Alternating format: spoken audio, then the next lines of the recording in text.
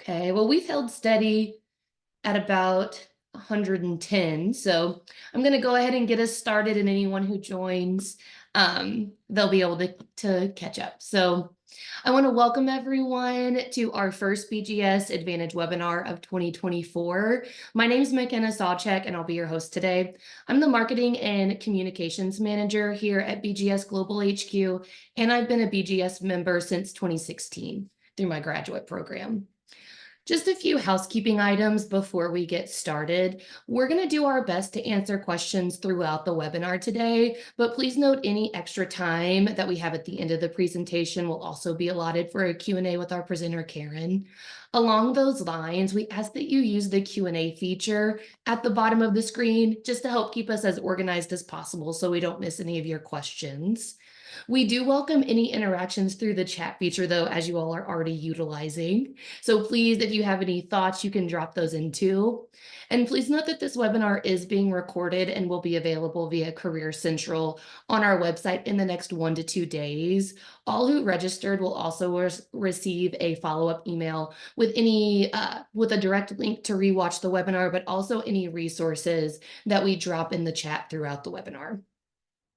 With all that aside, it's my pleasure to introduce to you presenter today, Keren Boiman, a BGS member herself. In addition to being the CEO and co-founder of Bullseye, she has over 20 years experience in operations and program management, holds a Bachelor of Science degree in electrical engineering and an MBA.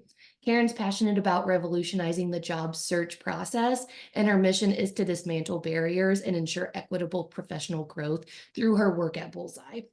At this point, I'm going to turn it over to Keren now so she can tell you a little bit more about Bullseye and officially start the presentation.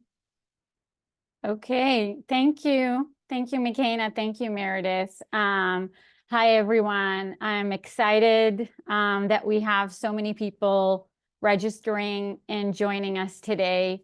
And I'll start it right off.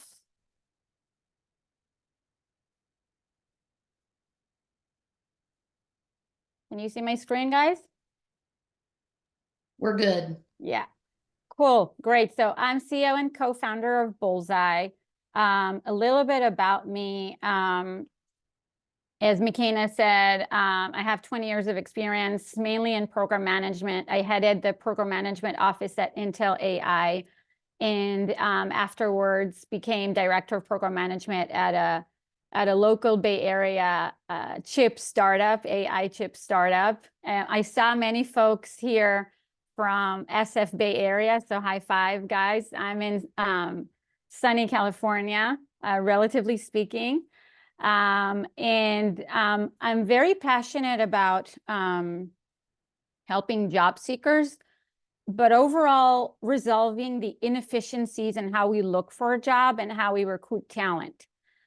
When I relocated to the States about 9 years ago, I had a very hard time finding a job. And that was very surprising to me because I was already an engineer, a decade of experience, and it still was a good 5-6 months of job hunting, applying, mostly getting ghosted, rejected.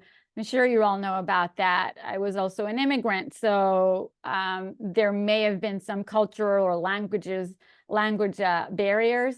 But nonetheless, anytime I was looking for a job after landing that first one, nothing has changed. And it turns out that over 50 million job seekers, I'm talking about professionals, globally experience that problem. And this is what I set out to do.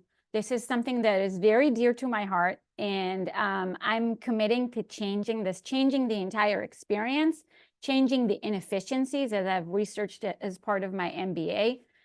And to this exciting journey, Oren, my spouse, joined me. Oren is a serial entrepreneur, is a CEO and co-founder of an AI startup previously that has grown his company to 100 million users, was later acquired by Vimeo. I picked the best AI brains. He's a PhD in computer science and AI. And today we'll talk about the outcome of the research that we've done as a part of preparing for this journey.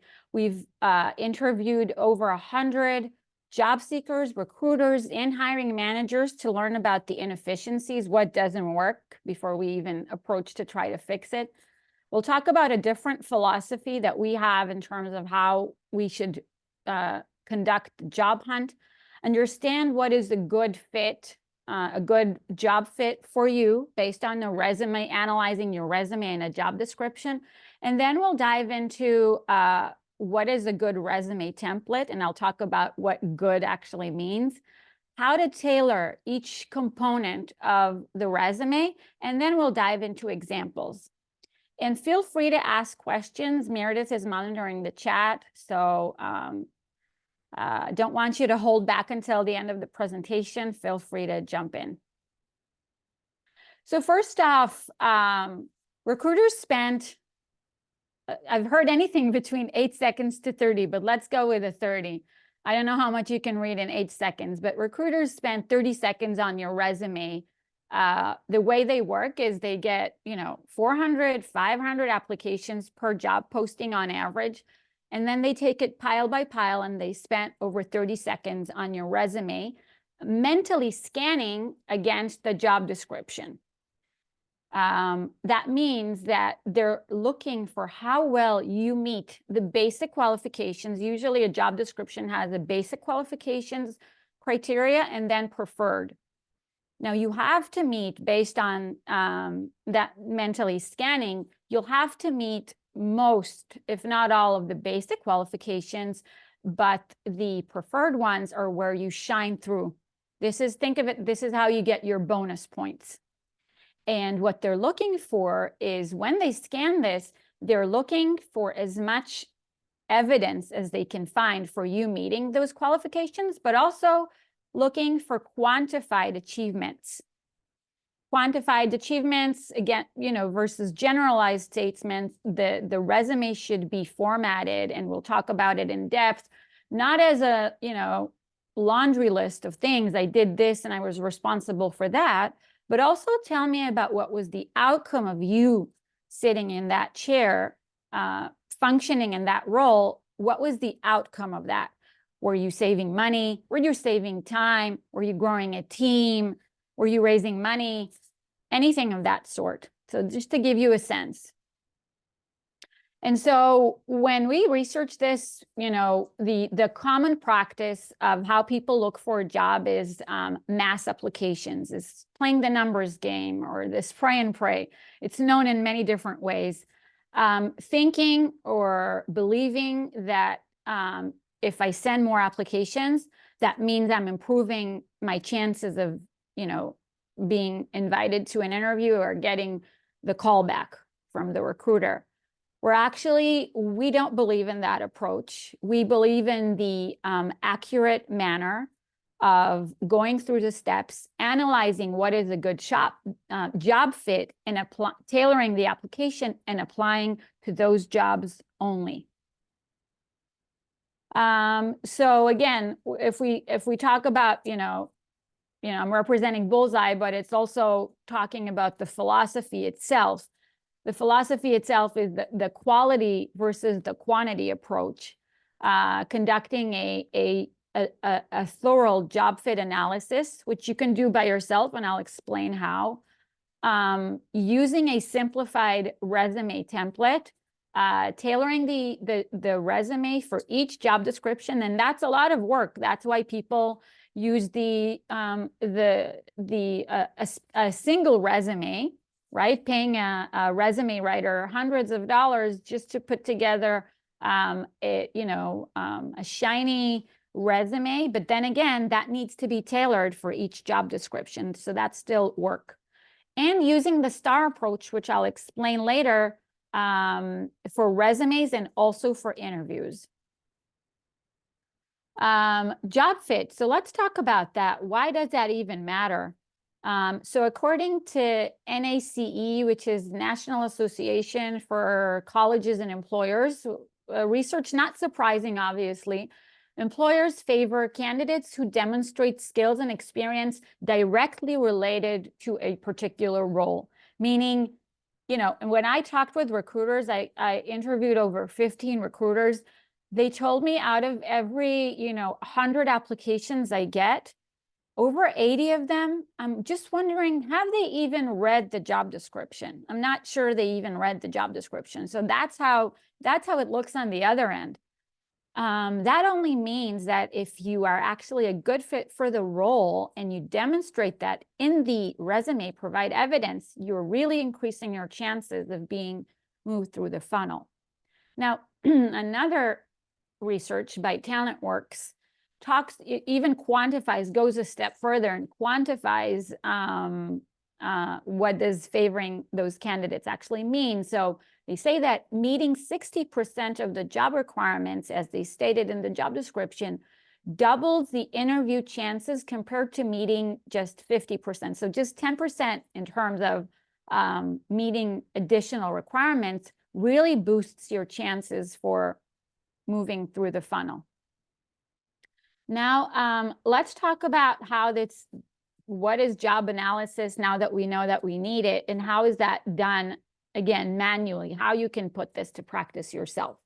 So when I read the job description, I use a T-chart, very, very simple, very straightforward. On the left-hand side, I put the essential requirements. This is an example of if I have a job description that has essential and preferred.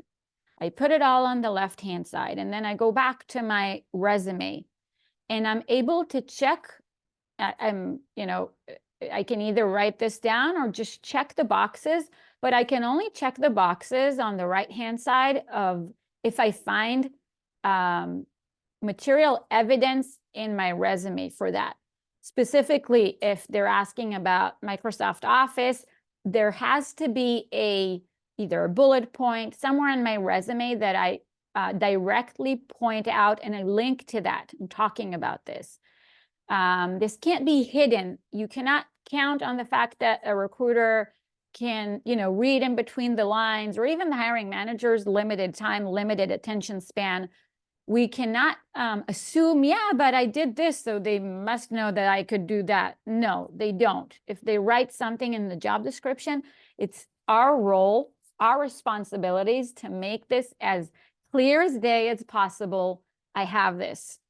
We want to make it as easy as possible for anyone reading my resume to mentally check the boxes. If they want minimum 3 years of experience in marketing, and I check the box, my resume has to say that.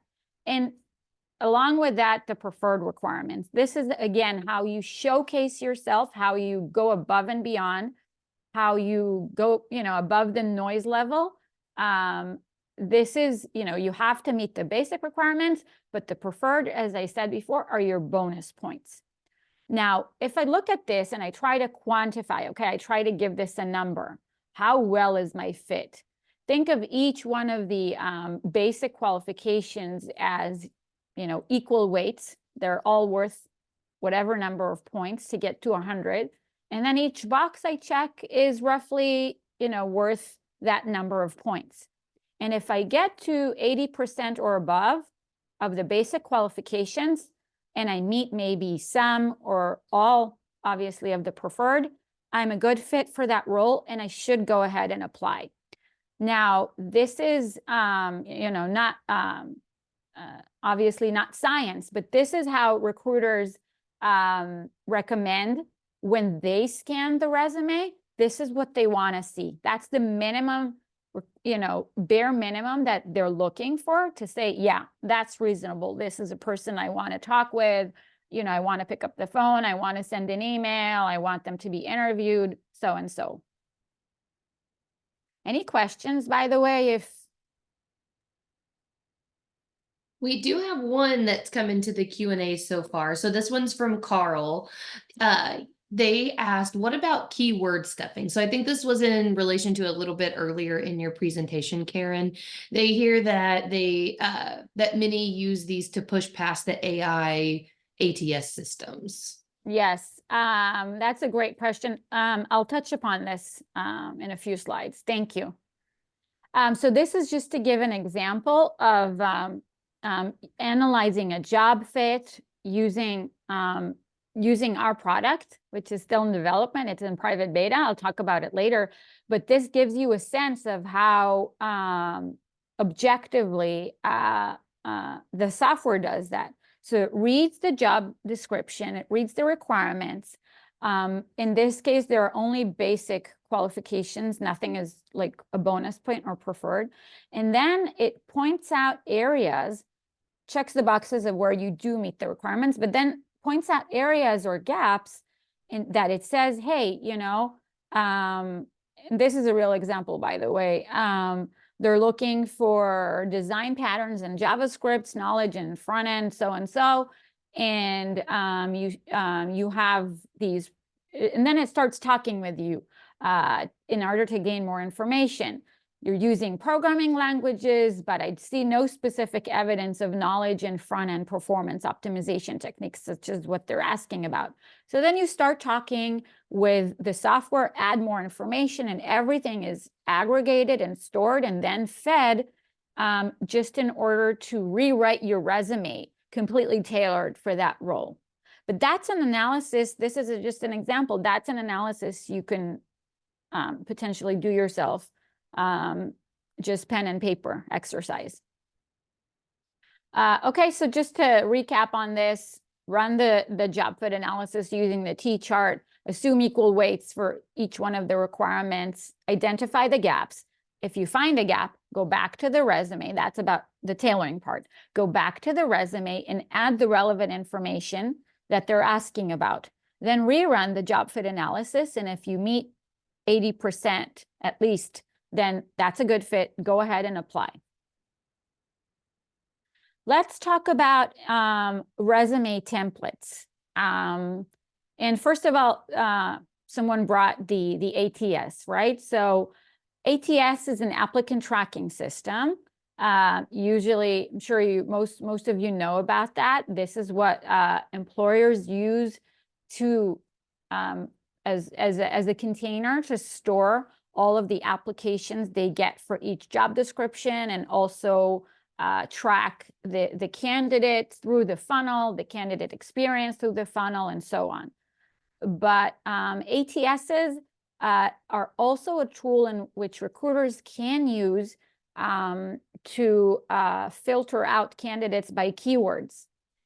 And so the keywords from the job description are important to weave into your resume, but only if you think you can only just plug in keywords into your resume and make that a good fit, that's assuming like no one is looking at this on the other end, and that's not true. Recruiters that we've interviewed, they try to use the ATS filtering, meaning filter through the ATS using specific filters such as, you know, years of experience or anything of that sort. They try to minimize using this because they don't think that this is giving a fair chance to everybody. And many times filtering or, you know, using the software can screen out people that are actually a good fit. So they try to minimize the use of that. But going back to that question of just plugging in keywords, that's not going to cut the deal. That's not going to seal the deal for you. You have to really make sure you're a good fit because you want to get the job. You want to be called to an interview. You want to perform on an interview. So there's no, you know, shortcuts around it. One thing we've also seen is folks who use complex resume templates, such as these that you see on the screen, either column-based or pictures integrated, their photos integrated, too many, you know, sections or things like that. We've seen that our software struggles with taking the resume and extracting relevant information from that. And when the big ATSs struggle with deciphering or decomposing your resume, if it's too complex, then they just reject it because they can't even, you know, extract the relevant information for the employer. And so we recommend not using those complex resumes. And we also recommend not adding a picture. We recommend being not totally creative about, you know, the resume, what it looks like, but make it as readable, concise, and you know, fully digestible in 30 seconds to the recruiter. That's our approach. That's our recommendation. So what is a recommended resume? So look at this. It's not as sexy as the other ones. It's, you know, straightforward, but at the same time, this is what recruiters advise. This is what they would like to see. This is what makes it easy on the eyes, easy to scan through in 30 seconds. It's giving me a way, you know, if I'm a recruiter, both to scan this very fast and quickly understand, yeah, that's a good fit, check the boxes, or not. But also for the hiring manager, if they want to delve in, understand the in more depth your experience, your the details of what you've done and what you've accomplished, that also gives them a sense of, you know, an ability to dive deeper. And these are the main sections that we recommend. Obviously, your contact information up at the top, the summary, which explains to the recruiter in a very, you know, few seconds of reading why I am meeting the, you know, going above and beyond this job description, why I'm a good fit, and talks about what I'm passionate about that's obviously related to the job description, to what this company does, to what this department does. The skill section, and then we'll talk about each section. Experience, we'll talk how to frame that in a star manner. My education, then projects that are, you know, external projects, and volunteering. McKenna will also drop in the chat either now or later on a good step-by-step guide of how to build a resume for entry-level jobs. I'm sure there are people here that are, you know, just getting into the workforce or starting out, graduating, or students.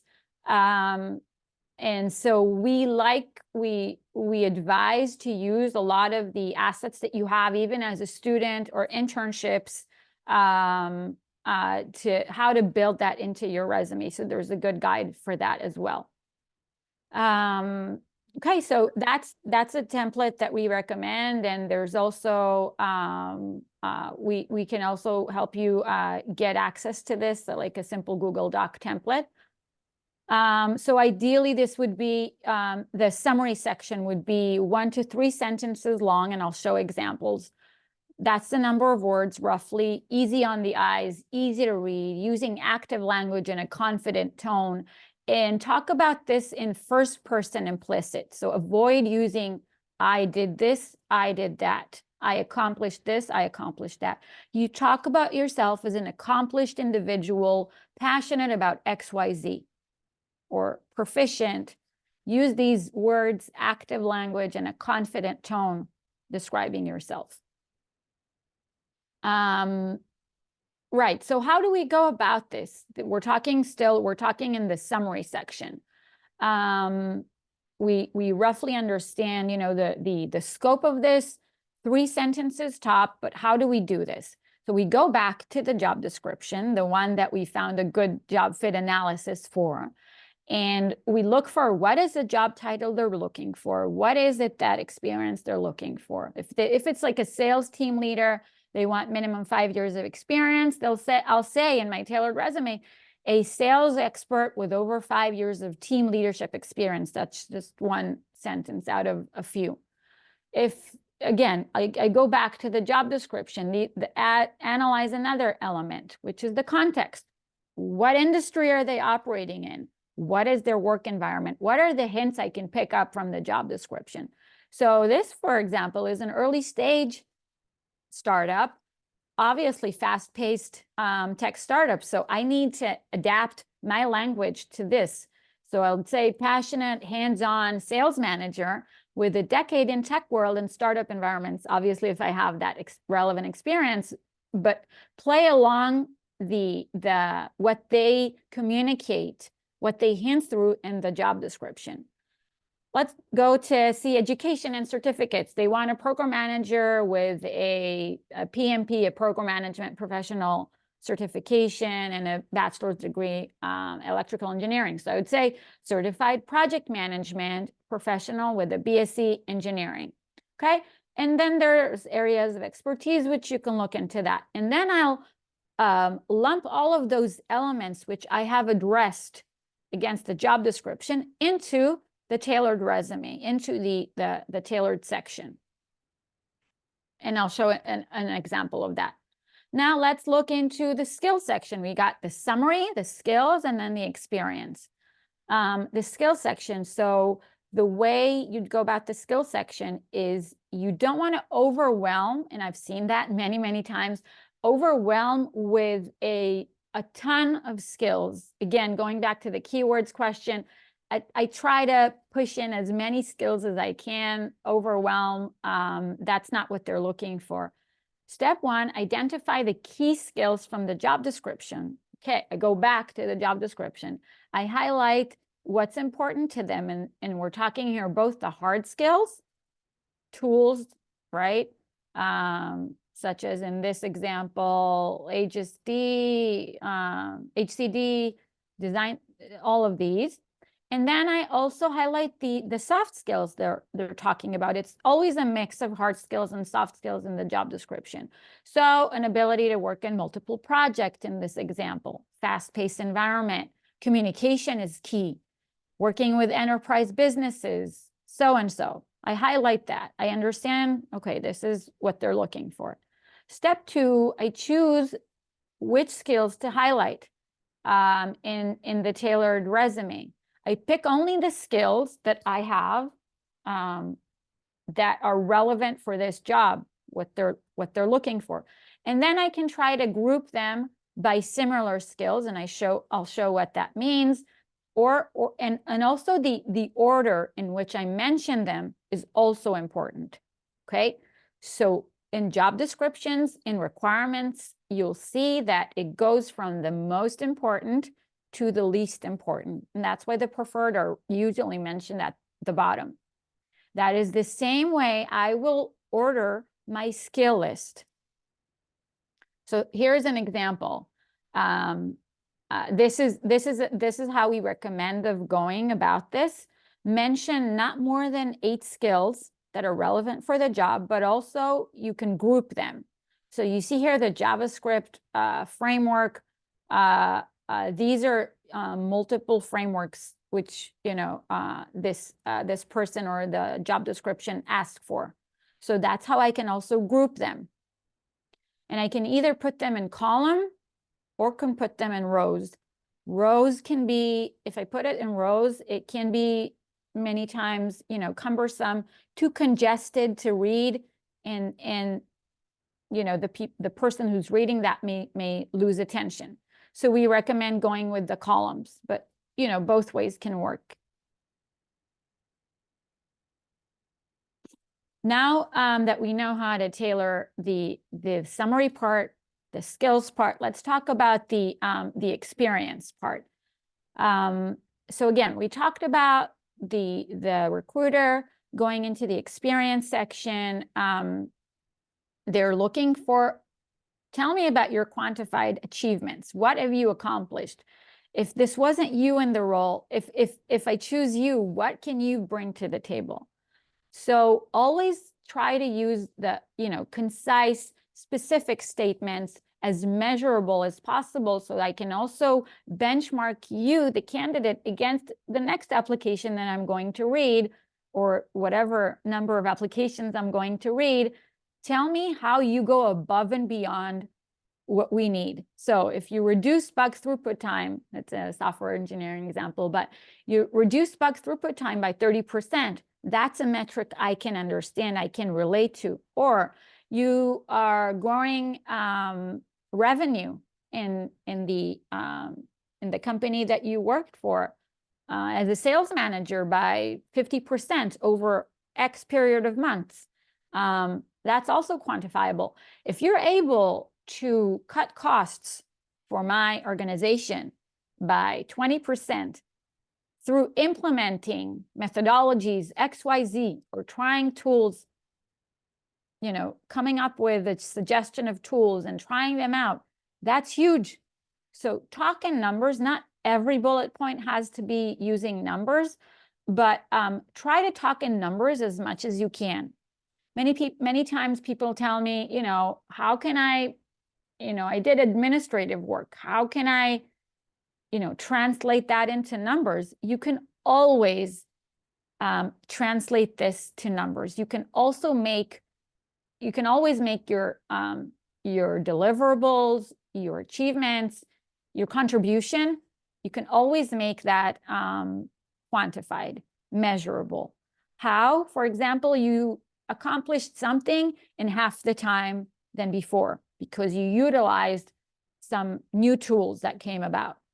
Or you grew a team from 3 people to 6 people over a period of a year, or increased sales, or found a way to do things more efficient.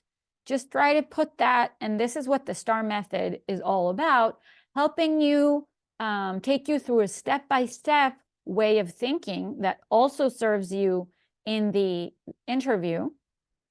It talks about what was the situation, what was the problem you're trying to solve. You were put in that role.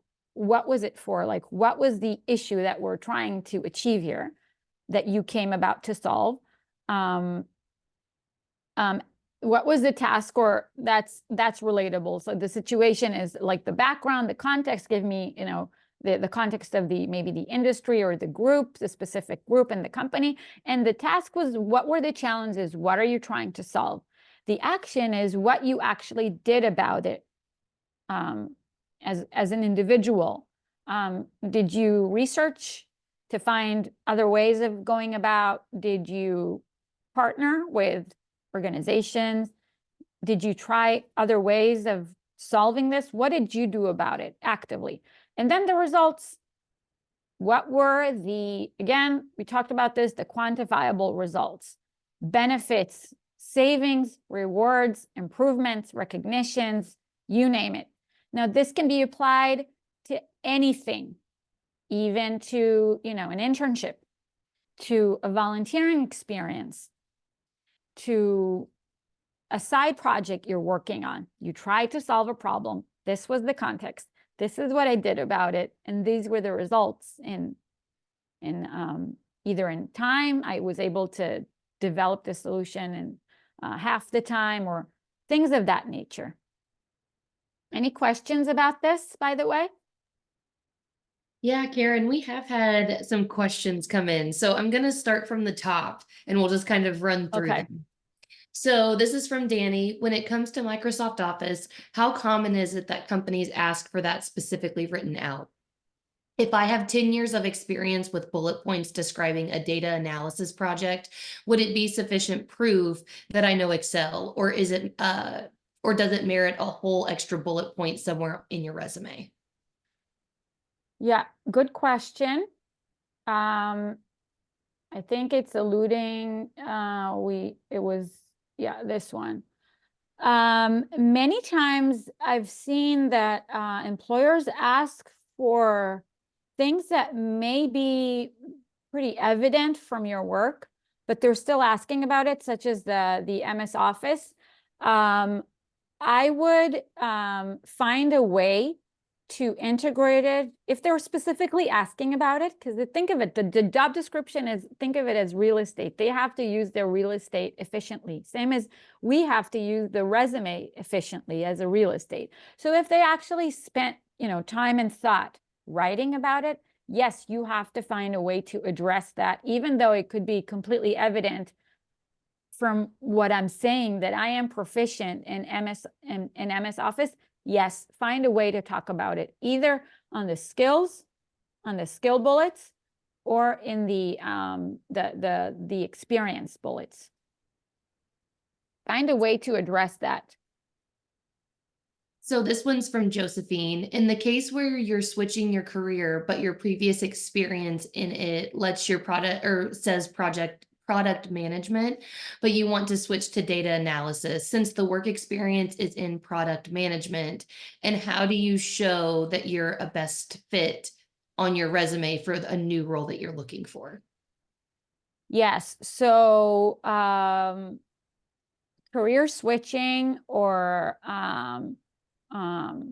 pivoting or things of that nature, the same philosophy, the same logic would apply, except obviously you will fit changing from product management to data analyst, if that was the example. You would have to start, potentially, at the bottom of like entry-level roles, but maybe also upskill to get to these roles even.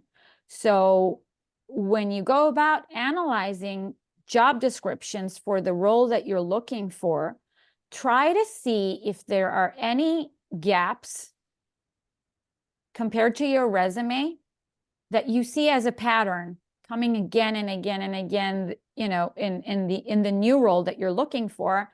What are things that you consistently find that employers are asking about in the job description that you don't have? And then go upskill, find a way, boot camps, webinars. There are endless ways to up-level yourself in any skill that's needed. That's one thing. That's for the gaps. But there's obviously there has to be some commonality or overlap in terms of skills between your previous position and your new position, the one that you're pursuing now. Those are called transferable skills. So for example, if I'm coming, I'll take my background. If I'm coming from program management and I'm looking to go into product management, there is a whole lot of transferable skills that I can take on from my program management experience to my to the new product manager role. For example, communication skills. Obviously, program managers can talk with and communicate on a daily basis with multiple diverse teams, have to extract information, synthesize, up-level, present. These are all skills that are very important for product managers as well. So find a way to articulate those transferable skills, identify them in the job description. It's an art in itself, but if those two professions or roles are somewhat close, you will have a good chunk of professional skills you can build upon, you can leverage. And then the rest of the gaps that you find, you'll have to upskill or try to go to entry-level roles. So this next one came in from Claudia. So they were wondering how they've heard that the Canva platform is not friendly with ATS. So it's better to use your resume or to create your resume in Word or put it into a PDF. Is that true? That's very true. Yes, thank you for pointing that out. I've seen the Canva, again, going back to how, sophisticated, intelligent, and nice looking this looks, these resumes. When we got those, sometimes they came, we knew to identify they came from either Canva or other, because they were just, the format, it was just a picture. I'm getting this, the resume, but it's in picture format. ATSs don't have a clue how to break this down to components. Don't have a clue how to extract the information. Do yourself a favor, as much as this looks nice and is beautiful on the eye, don't use that. Just for the slight chance, it's not slight chance, but just for the chance that ATSs will just get stuck on it. I heard people tell me, like, I sent the my resume, and within less than an hour, maybe 30 minutes to an hour, I already got a rejection email. How come the employer already read my resume? So surprise, they did not read your resume. The ATS just was not able, and that's our guess, beyond a guess, right?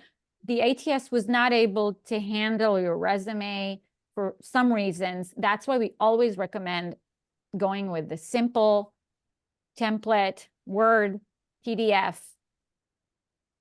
So yeah, good point. Very good. So we have had a couple questions about, do you recommend keeping a resume to 1 or 2 pages, especially depending on, for those with like more than 10, and then keeping it within the last 10 years of experience? Yes, another great point. So we recommend, if it's an entry-level job, meaning, 5 years of experience or less, keep it to a single page. Anything, 5, 6, 7 and beyond, you're mostly, it's perfectly okay to go to 2 pages. Do not go to more than 2 pages. Don't go beyond 2 pages. Sounds, pretty much, straightforward. I've seen many resumes that go beyond 2 pages. I've seen even 4 and even more than that. So, do yourself a favor, condense this to the achievements, to the experience, use that template. Don't waste time, space on photos and, nice looking resumes. It needs to be clear and concise, not more than 2 pages.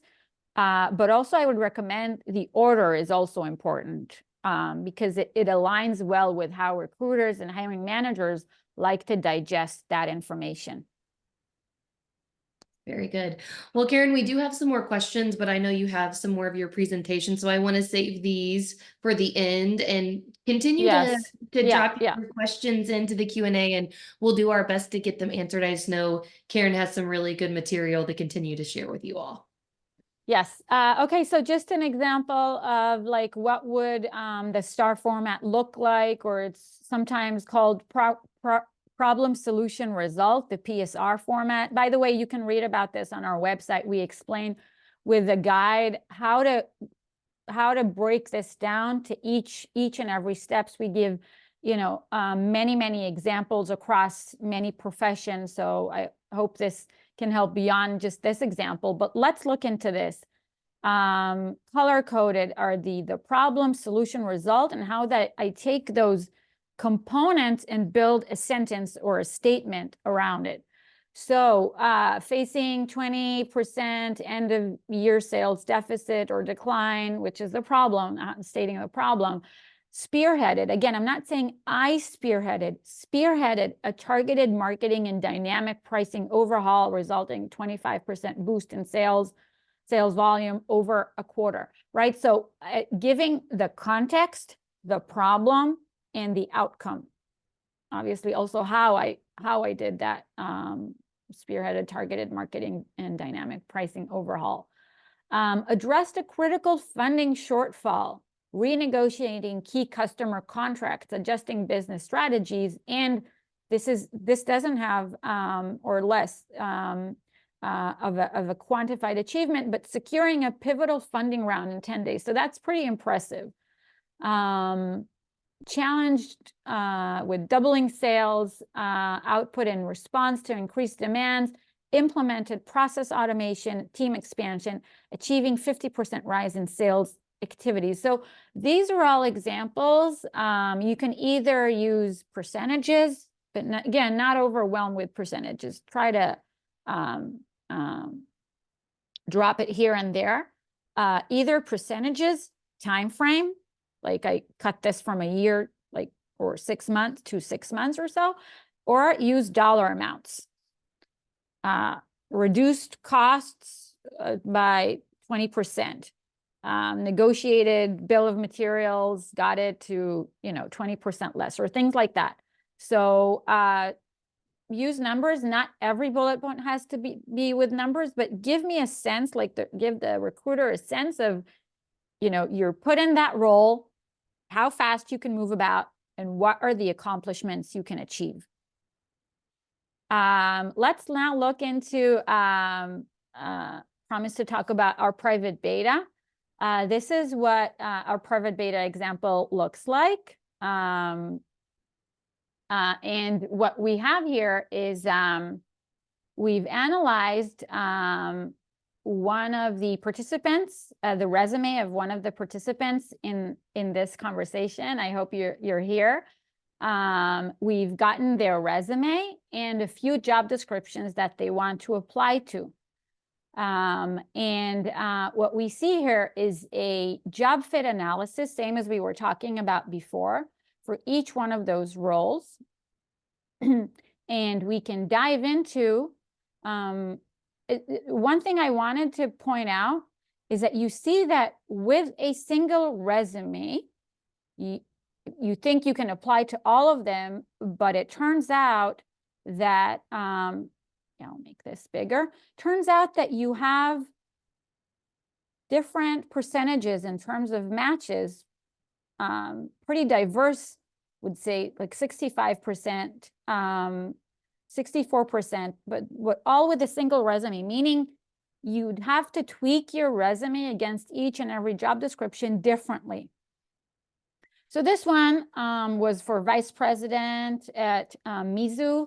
Maybe I'm not pronouncing it right, but the job fit shows 100% fit. It goes into each and every one of the requirements, and then starts talking with you about the evidence it found in the resume. So this like ability to interpret and analyze financial statements as a fund manager, you led the credit due diligence applicant, so and so, right? So that's all good. And if I click a button here, I would get a fully tailored resume for this specific role. So I click this button, and it opens this resume. Can you see this, by the way?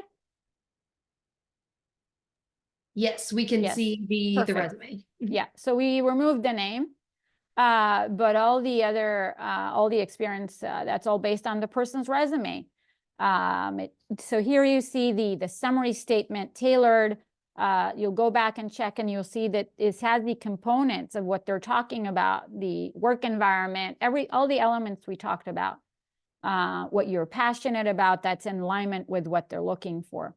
Certifications, the skills, not more than 8 skills. And then each and every one of these bullet points is framed and articulated through the STAR format or the PSR format. Obviously, not everything is quantified as we talked about. Some of it, see the 1.8 billion, 100% engaging, so on and so forth. It's not making things up, obviously, but it's talking with you. The software is talking with you, asking give me a little more context, give me a little more information, so I can completely tailor the resume for you. This is a 2-pager resume. If we go here, let's look at something that wasn't such a good fit. This was, again, same resume, senior passive, portfolio manager, fixed income, so and so. The job fit here talks about 65% match, okay? But then look at the order as well. Some of the requirements this resume is not talking about. For example, comprehensive experience in passive fixed income portfolio management. So it tells me, like, this candidate managed 4 billion government-backed funding, so and so, which implies experience in managing large portfolios, although not explicitly stated as passive or fixed income. So again, it's in the details, and then it starts talking with you. Tell me about passive fixed income portfolio management, and so on. Or they're asking about CFA designation, highly desirable, but it's not mentioned in the resume. Now, what we found is that many times, because people use, for obvious reasons, the generic resume, we try to push as much things as we can, but obviously it's not a you can't push everything. You can't push everything in. That's why the tailoring comes into play. And this starts talking with you. Many times people do have that experience. Oh, yes, I did that. I couldn't push everything in. So that's how you talk with the software, and it learns more about you and dials everything in and builds. And then you'll see that if you add more information that's relevant, the job fit analysis would change, would adapt. Yeah, so we're only able to go into the nitty-gritty detail into only one of the only one of the job seekers that send us their resume, even though we got over 60 resumes were submitted to this workshop. So this is the time to show you just another quick example. Another person we worked with, this was their, on the left-hand side was their original resume. As you can see, this is what we talked about. Overwhelming and hard to read. And even if you're a great fit, a recruiter will not be able, in most cases, to pick up on that in 30 seconds and the amount of time they spent on your resume. So this was the resume on the right-hand side afterwards. Based on all the information, again, not making up any information, based on the information provided, this was how it was able to articulate this. If for the same person, if I do this job fit analysis, manual, I highlight the keywords I find here, what they're looking, everything we talked about, the work environment, the scope of work, responsibilities, technical skills, non-technical skills, communication skills, and I make sure that I have those components in the job description that I'm talking about these. So we would be happy to partner with BGS.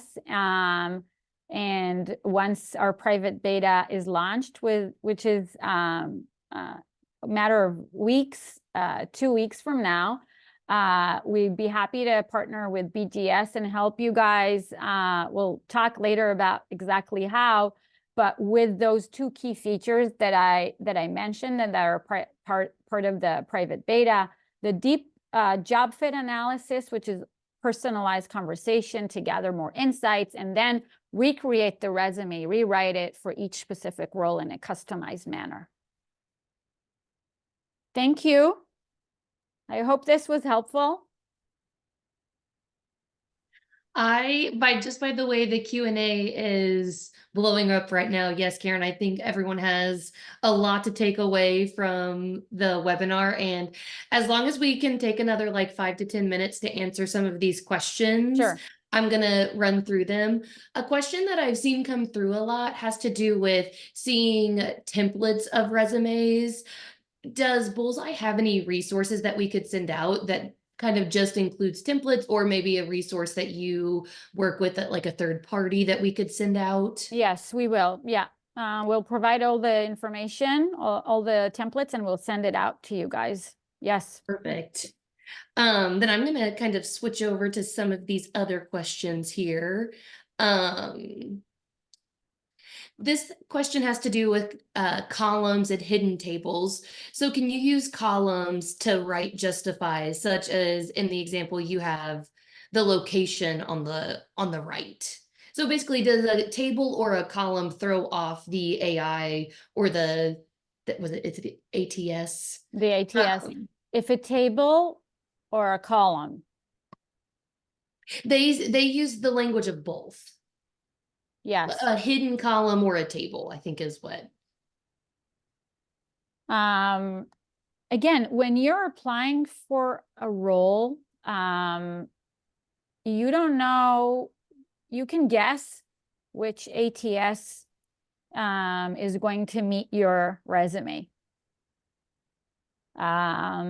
by the size of the company, you can guess which ATS is going to meet your resume. Usually the big ones use Workday. There's also Greenhouse and others.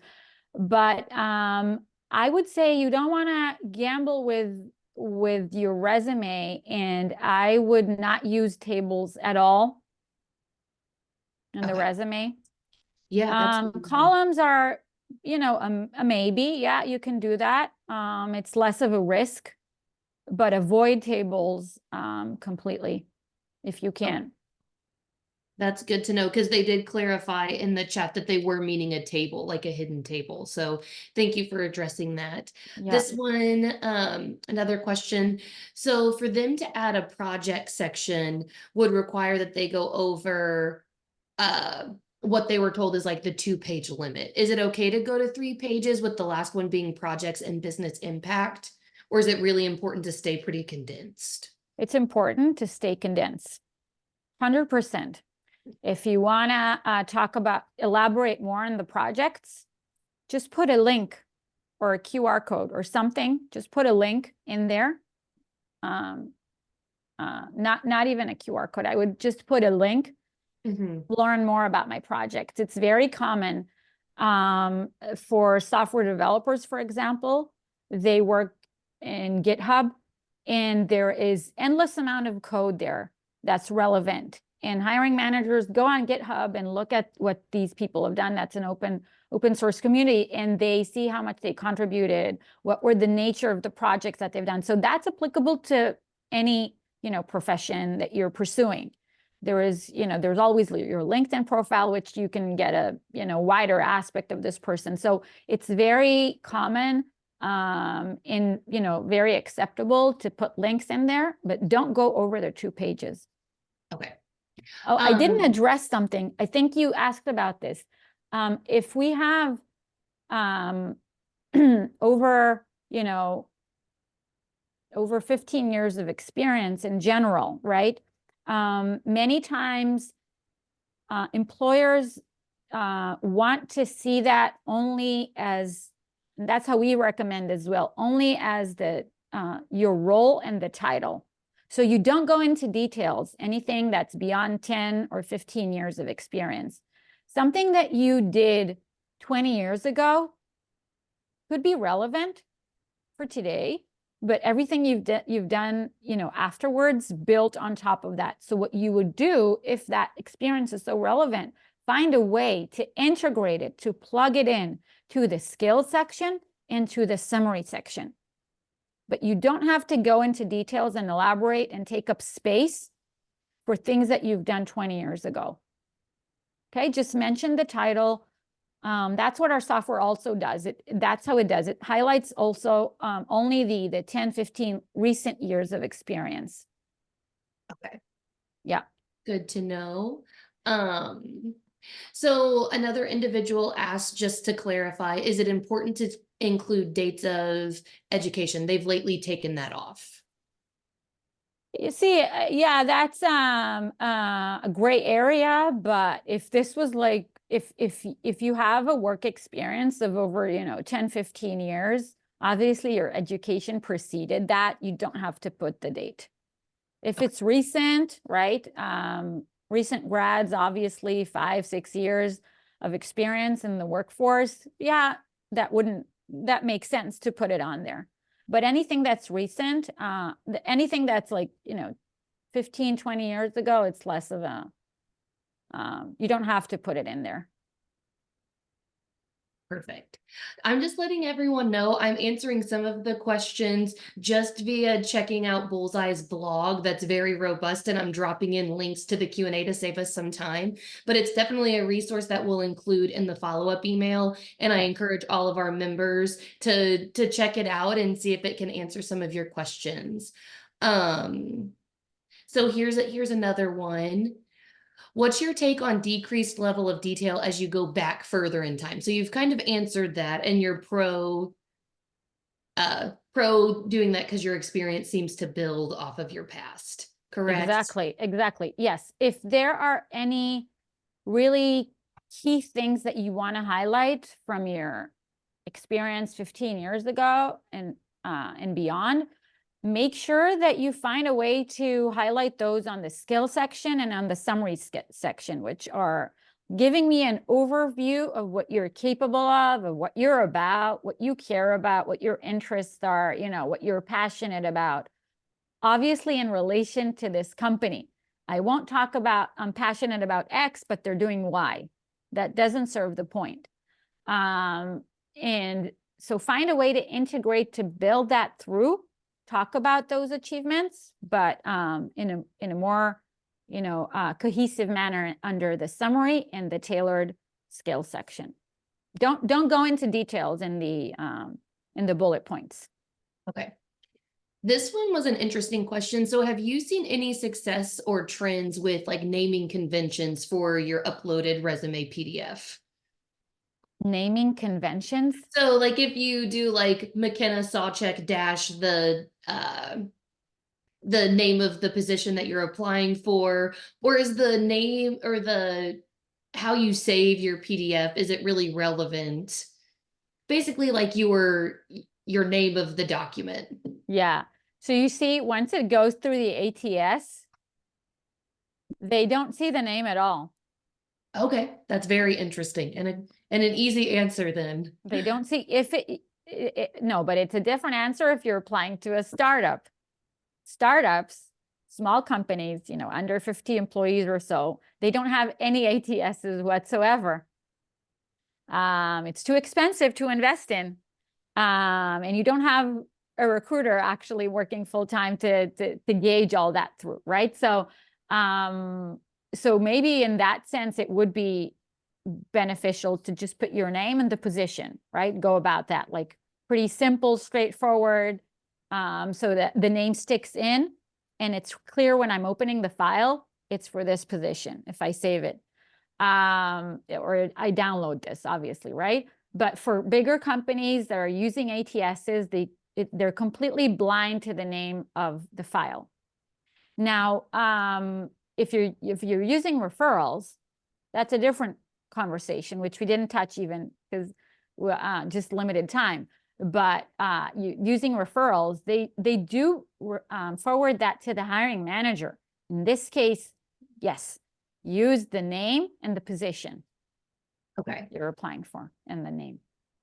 Very good. Good to know. So I'm going to have this one last question and then we will include Keren's LinkedIn and she's been gracious enough to let us share that out with you all. Feel free to follow her and check out their Bullseye website. Again, their blog is very robust.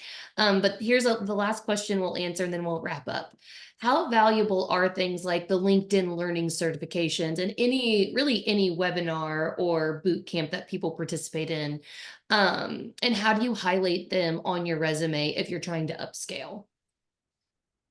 Yeah, that's a good point. The way I would go about this, and again, this answer depends on the role that you're pursuing and industry that you're in. The way I would go about this is I would look for credible sources of learning. And I'll give an example. And credible and recommended ways of learning. If I want to upskill on a specific area, I would either search, you know, what employers are looking for, like specific boot camps that are most creditable for that upskilling specifically for that domain. That's how I would go about this. I'll give you an example. Indeed assessments. That's something we talked about also in our blog, and it's like skills. It's like you take small tests or it's not webinars, but it's like training and then assessment, like followed by a quick quiz or something like that. And what we've seen is, and then you get like a rate or a ranking. What we've seen is that employers don't really pay much attention to that, especially now when they change the ranking from like just binary, like either just completed or proficient, and that's all, not beyond that. So we haven't seen much sorry, we haven't seen much value to that. So that's what I'm saying. You have to research for the specific skill that you're trying to upskill for. What is creditable? What would employers actually, what would move the needle? So it's like a generalized question. It's like a generalized question, which I can only answer generalized answer. For software purposes, front end, it would completely differ from other things. And that makes a lot of sense. I did drop in that Indeed assessments blog post into the chat for everyone that Keren referenced on Bullseye's blog. But And that's yes. yeah, thank you, McKenna. So guys, I'm more than happy to connect on LinkedIn. I know there's like over 90 something questions. More than happy to connect on LinkedIn and follow up and help in any way that we can. This is truly awesome to meet with you, everyone, even though it's online and all over the world. It's a true pleasure. Most definitely. And before we wrap up today, I just want to thank Bullseye and Keren for such a great and interactive webinar. I really can tell our members got a lot out of it. We've had a lot of requests. Keren, I'm going to follow up with you about a few things before we send out the message to everyone. And so just again, don't forget to check out the links that our moderator has dropped in the chat, but we'll also include those in the follow-up message that I hope to get out. Either it'll be tomorrow morning. Be on the lookout for that tomorrow. And again, thank you to everyone who joined us. Have a fantastic rest of your day. Thank you. Bye, everyone. Bye.